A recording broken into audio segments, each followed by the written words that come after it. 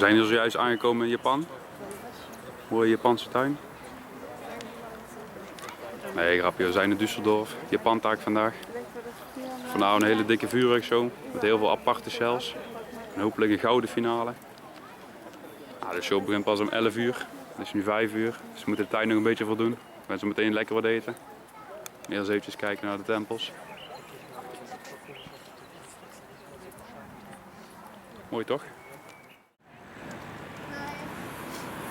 Even genieten van de uitzicht hier.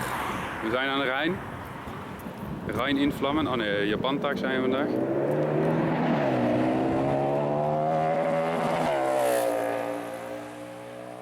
Ja, illegale straatraces, je ziet het. Helemaal daarachter wordt straks geschoten. Je ziet er iets van mortierbuizen staan en zo. We gaan eens eventjes vragen straks of we daar misschien nog even mogen kijken, maar we gaan eerst eventjes lekker eten. Als er nog tijd is, gaan we eventjes kijken. Nou, Ruben van Extreme Ride is ook hier.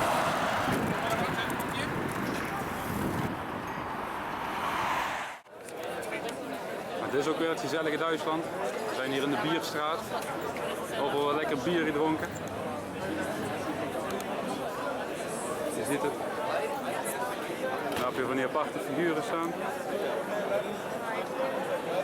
Het is wel de gezellige straat. We zijn hier bij het raadhuis, gemeentehuis in Düsseldorf. Bij het Marktplein.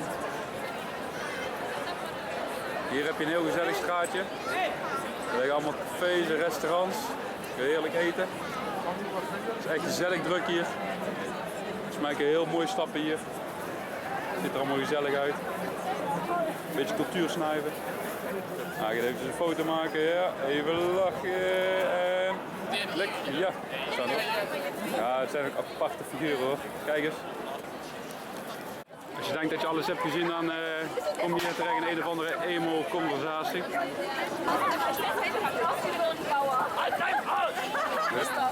dan zijn er wel aan het dansen. Er staat er een met een groot zwaard.